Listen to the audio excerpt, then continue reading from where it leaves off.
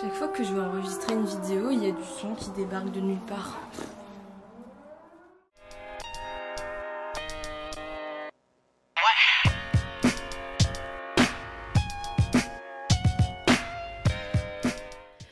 Les amis, désolée, je vous fais une petite aparté avant la vidéo parce que j'ai regardé les rushs et clairement mon visage est flou, le focus n'a pas marché, donc je vous invite à prendre un truc à manger, à boire, un thé, dessiner, voilà, prenez un carnet de croquis pour dessiner en même temps parce que clairement mon visage, voilà, c'est pas intéressant, donc voilà, je vous laisse en tout cas et je vous souhaite un bon visionnage. Je sais pas si le focus est bon. Est-ce que je suis floue? Je ne sais pas. Je le découvrirai au montage. Salut les amis, je vous retrouve dans cette petite vidéo bilan, donc ça va être un petit bilan de l'année 2019, de ma première année en freelance. J'avais vraiment envie de faire le point, c'était un gros besoin que j'ai, voilà, de faire un bilan de cette année et voilà, pour mieux me rendre compte de tout ce qui s'est passé, tout ce que j'ai mis en place, tout ce que j'ai raté. Surtout aujourd'hui on va parler des erreurs que j'ai faites et voilà, comme ça va vous permettre aussi peut-être de voir un petit peu qu'est-ce qu'il faut éviter de faire quand on se lance en freelance ou voilà les erreurs que j'ai faites, mes conseils, etc. Donc déjà je voulais vous remettre en situation s'il y a des nouveaux qui connaissent pas trop mon parcours, etc. Juste pour faire un petit point rapidement. Donc tout d'abord il faut savoir que j'ai fait des études de stylisme, ensuite j'ai fait des stages et j'ai trouvé un CDI ensuite de graphiste textile et chef de projet donc pour une entreprise qui faisait notamment des t-shirts plutôt je dirais adolescents, jeunes hommes, jeunes femmes. Bref, ça ne me plaisait pas spécialement et je m'épanouissais pas dedans parce qu'il n'y avait pas énormément de travail à faire et l'organisation était... c'était pas bien organisé, on va dire. Et j'avais décidé donc en janvier 2019, donc en début de cette année, de me lancer en freelance et d'essayer de transformer mon CDI qui était à temps plein en un mi-temps parce que voilà, j'avais pas non plus énormément de travail à faire, donc je me disais ça pourrait être bien. J'avais des demandes de temps en temps de commandes, de portraits, d'illustrations ou d'autres choses, voilà, à côté, donc je me disais bon, autant le faire légalement et me lancer en freelance. Donc voilà, je me suis lancée en janvier et en mars, mon boss me dit que finalement il va devoir se passer de moi parce que j'ai pas assez de travail à faire et que bref, voilà, il a plus besoin de moi et donc en mars je signe une rupture conventionnelle. Donc c'était un petit peu compliqué pour moi parce que j'hésitais entre trouver un autre travail et essayer de me mettre en freelance à fond parce que j'avais le droit à un peu de chômage, donc je me suis dit peut-être que c'est la période idéale, etc. Mon père et mon copain m'ont dit vas-y, essaye. Donc je me suis lancée. Et ça a été un petit peu compliqué, mais je pensais que j'arrivais à gérer. Je me suis dit ok, c'est bon, je vais me lancer en freelance, je vais gérer mon truc, je sais comment il faut faire, etc.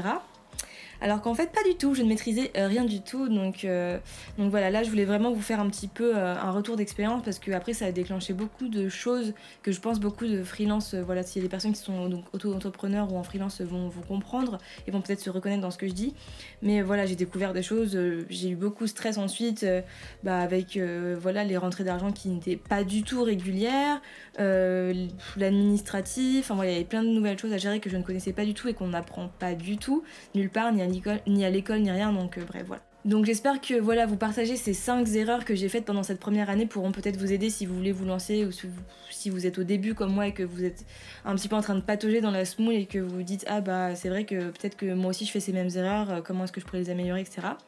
Donc bref, je vous laisse avec mes 5 erreurs, ne rigolez pas trop s'il y en a qui sont plus expérimentés ou quoi, mais je pense que c'est des erreurs que tout le monde fait et si vous n'êtes pas encore lancé, c'est des erreurs que vous allez peut-être faire, donc comme ça au moins vous serez prévenus. Donc c'est parti. Donc c'est parti pour mes erreurs de débutant, donc cette première année de freelance qui a été assez intense et voilà, ça me permet un peu de faire le point moi aussi. Donc ma première erreur que j'ai faite, et je m'en suis rendu compte en fin d'été, je pense, c'est que vraiment j'ai passé beaucoup trop de temps et je me suis investie dans des choses qui me faisaient plaisir, donc ça c'est super, mais qui me rapportaient pas forcément d'argent. Donc ça je pense que c'est une erreur qui est assez courante quand on se lance parce que on a envie de partager, de s'amuser, de faire toutes les choses qu'on aurait pu faire à côté de son travail. Voilà, moi je me suis beaucoup investie dans YouTube, Instagram, Tipeee, enfin à l'époque Patreon du coup, mais voilà maintenant Tipeee et ce genre de choses et clairement, certes ça me fait plaisir, etc. mais c'est pas des choses qui vont rapporter beaucoup d'argent par rapport à un salaire que je me suis fixé, c'est pas du tout comparable. YouTube, ne croyez pas que je me fais énormément de YouTube money, là je crois que je suis à 6 € depuis que je suis monétisable, donc c'est clairement pas la folie. Tipeee, là j'ai qu'un forfait dessus parce que je fais pas beaucoup de communication non plus autour et que je suis pas régulière dedans. Je me suis investie, voilà, j'ai lancé plein de choses, mais au final c'était pas forcément ce qui me rapporterait de l'argent et ce dans quoi il fallait investir, donc je pense que voilà, C'est quelque chose qu'on fait souvent. Moi, je m'étais dit, oh, j'ai trouvé quand même 2-3 contrats, ça va être simple. Enfin, ça va être simple. C'est pas quelque chose, voilà, le démarchage, la prospection, c'est pas quelque chose qu'il faut que j'investisse énormément, alors qu'en fait, si. Donc, je pense que si on devait faire une proportion, j'étais à peu près à 30% de la prospection de mails, répondre à des annonces ou ce genre de choses, et à 70% de YouTube, faire des vidéos trop cool, me faire plaisir, faire des dessins pour Instagram, etc. Alors que normalement ça devrait être l'inverse en fait. Donc c'était pas la meilleure, la meilleure répartition. Et franchement je pense que si vous faites un métier un petit peu comme moi de service ou même de produit, vous comprendrez que le temps c'est vraiment quelque chose qui est précieux et important. Donc il faut essayer vraiment au maximum de répartir, de bien répartir les différentes tâches que vous avez à faire. Deuxième erreur que j'ai découverte là, c'est plutôt en fin d'année, j'en avais déjà entendu parler, mais c'est vraiment quelque chose de tellement abstrait pour moi, c'est les stratégies de communication et les stratégies marketing.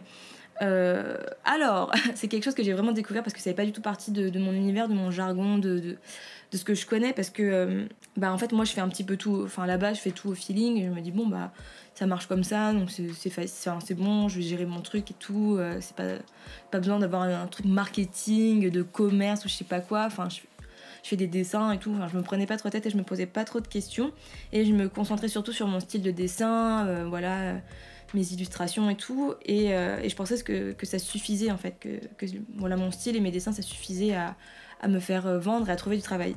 Et je me suis même rendu compte que je m'étais pas vraiment focus sur ma propre identité visuelle, alors que c'est quelque chose qui fait partie de mes compétences et aujourd'hui de mes services, parce que en fait c'est quelque chose d'hyper important, et j'avais pas réalisé à quel point c'était important.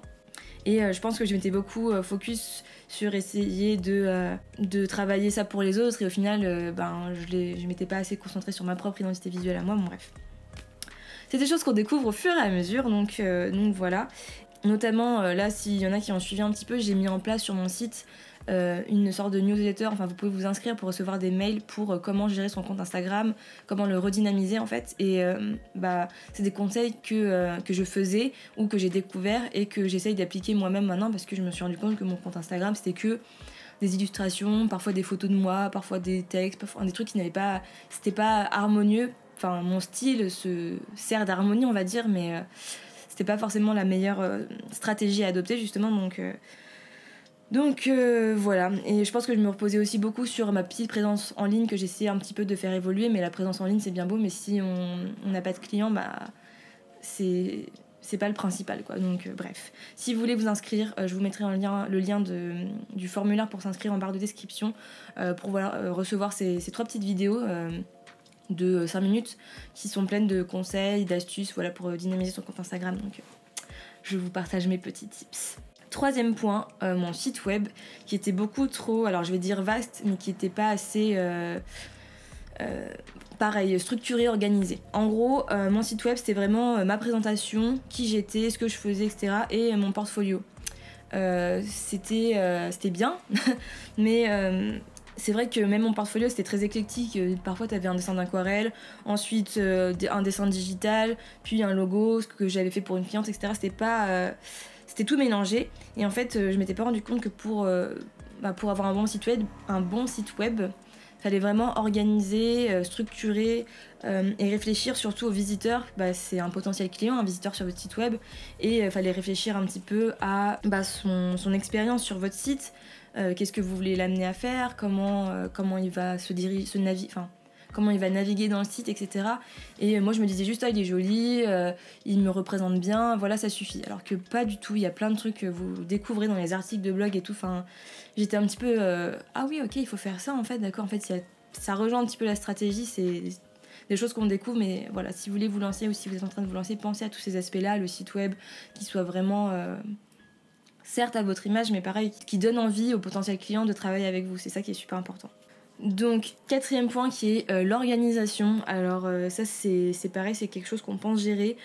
Faudrait faire une vidéo entière dessus, mais en gros, je trouve que quand on est indépendant, on a toujours tendance à se dire que c'est trop bien, je vais pouvoir gérer mon planning comme je veux, me lever aux horaires et faire les horaires que je veux. Si j'ai envie de prendre un jour de congé parce que j'aurais bien travaillé avant, je peux. Enfin bref, et tous ces aspects-là qui sont super attirants. Mais en fait, on pense qu'on gère tout, mais en fait on galère, hein. Enfin là, je vais rassurer tous les gens qui se sont lancés ou qui se lancent et qui ont peur et qui savent pas trop gérer et tout. Je suis dans la même galère. C'est galère. On pense qu'on va réussir à gérer son planning, à gérer ses rendez-vous, ses machins, ses posts Instagram et tout, alors que en fait on n'a pas une organisation très très structurée, alors que c'est ce qu'il faut avoir. Donc moi au début quand même j'arrivais à me faire des horaires assez classiques, je me lève en même temps que mon copain qui a un travail normal et j'arrête à peu près quand il rentre ou plus parce que j'aime bien continuer à travailler le soir et tout. Je pense qu'en fait je suis faite pour travailler le matin et le soir, mais pas l'après-midi. À la digestion c'est difficile. Mais bref, mais même si j'avais des horaires et que je travaillais de telle heure à telle heure, j'avais pas de timer, je me disais pas je fais telle tâche, je fais cette tâche de telle heure à telle heure, puis ensuite je fais ça, etc. J'avais tendance un petit peu à déborder, je pouvais passer des heures à traîner sur un truc, puis je me disais ah non il faut que je fasse ça, il faut que je fasse ça, et puis je m'étais complètement perdue dans mes tâches et j'avais perdu l'objectif principal de la première tâche de la journée. Voilà, même encore aujourd'hui, même si j'ai créé des systèmes un petit peu de choses organisées dans ma journée, etc. Parfois je m'éparpille et je me dis il faut que je fasse ça et je commence à le faire et je me dis non, c'était pas ça que j'étais censée faire. Donc c'est tout à fait normal, ça s'apprend et ça vient avec le temps je pense, mais il faut vraiment essayer de s'organiser, de se faire des routines et de trouver un planning régulier pour s'organiser. Moi je m'aide notamment d'un outil qui est très pratique qui s'appelle Trello et maintenant je sais ce que je dois faire de mes journées, j'arrive à peu près à organiser comme il faut, même si je suis loin de l'objectif que je veux et quand je me compare à certains autres entrepreneurs je me dis ok mon système il est tout pourri, mais je pense que chaque chose se fait en son temps et on apprend au quotidien. 5e et dernier point, qui est donc un point que, pareil, c'est une erreur que j'ai faite et que je suis en train d'essayer d'améliorer et que j'avais pas réalisé, mais c'est ce qui est super important aussi, et erreur que je faisais, c'est de ne pas me faire aider, alors qu'en fait, au contraire, c'est vraiment ce qu'il faut faire, donc je vais un peu vous expliquer, mais comme je disais comme je vous disais au début, on a tendance à se dire ah c'est bon je vais gérer ma vie de freelance, je gère et tout, alors qu'en fait on ne gère absolument rien et on se dit qu'on peut réussir à tout faire tout seul ou toute seule du coup, mais en fait c'est très très compliqué et on se rend pas compte de ce qui va tout ce qui arrive après, sauf si vraiment on a beaucoup de facilité à trouver des clients, etc. Bref, mais moi j'ai tendance à vouloir réussir tout un petit peu toute seule et juste à demander 2-3 avis par-ci par-là, mais pas forcément me faire accompagner ou me faire aider ou demander beaucoup d'aide autour de moi. En fait je me suis rendu compte que justement le but c'est de partager et de développer un réseau, de se faire aider, de rencontrer des gens qui font le même métier, de se rendre compte qu'on n'est pas les seuls à être dans cette galère merveilleuse qui est le freelance. Mais en fait, on apprend aussi beaucoup avec les autres et ça nous permet de nous faire grandir, nous développer nous-mêmes en fait. Et j'ai attendu seulement là pareil vers la fin de l'été pour suivre la recommandation d'une amie très proche à moi qui m'a dit mais moi mon père si tu veux il peut t'aider, il est un peu coach et tout, tu peux juste lui parler pour lui demander des conseils et tout, et au final maintenant il m'accompagne et c'est quelque chose qui a vraiment débloqué beaucoup de choses, parce qu'au fait au lieu de ruminer que j'étais toute seule sur toutes les problématiques que j'avais, de passer du temps à me remettre en question, à réfléchir à des choses, etc. Je l'ai rencontré en 1 heure, il m'a posé des questions toutes simples auxquelles j'étais obligée de répondre honnêtement, et même des questions que je m'étais pas forcément posées, et en 1 heure il a réussi à débloquer des points et à me faire réaliser des choses que j'avais pas captées en fait tout simplement. Et je pense que ça c'est quelque chose qui est très important, parce que en fait on se rend pas compte, mais l'auto-entrepreneuriat c'est énormément aussi de développement personnel, parce qu'on se remet en question, c'est tout repose sur nos épaules, c'est nous qui devons être acteurs de notre vie en fait tout simplement, et le développement personnel ça nous permet de nous faire grandir et de réfléchir à tous ces points là, et donc je pense que c'est important. Et au final, aider, c'est pas échouer ou être moins crédible ou quoi. Vraiment, se faire aider, c'est quelque chose qui est fait pour se faire grandir et faire grandir son entreprise. Parce qu'on ne réalise pas, mais en fait, quand on est auto-entrepreneur, c'est que nous sommes notre propre entreprise. Et donc, si on veut faire grandir notre entreprise, il faut se faire grandir soi-même aussi. Bref. C'était très long, mais tout ça pour vous dire que... c'était toutes mes... Enfin, pas toutes, j'en ai sûrement fait plein d'autres et je réaliserai d'autres trucs et je vous en parlerai dans d'autres vidéos, etc. Mais c'était les 5 erreurs principales que j'ai faites pendant cette première année, et en tout cas j'espère que cette vidéo, ça vous aura aussi permis à vous, si vous avez une activité un petit peu pareille, de vous rendre compte peut-être de certaines choses, ou de vous dire ah, moi aussi j'étais dans cette galère, ou je suis dans la même galère.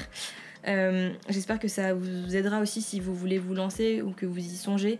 Des choses c'est des points que moi j'aurais aimé avoir, des conseils que j'aurais aimé avoir quand je me suis lancée. Et oui d'ailleurs sur le blog je vais sûrement faire un article qui sera un petit peu complémentaire où il y aura mes leçons que j'ai apprises pendant cette année et qui développeront un petit peu plus les points que j'ai abordés. Donc voilà, n'hésitez pas à regarder, je vous mettrai dans la barre de description. Et voilà, en tout cas, je vous souhaite une bonne semaine et à dimanche prochain. Salut!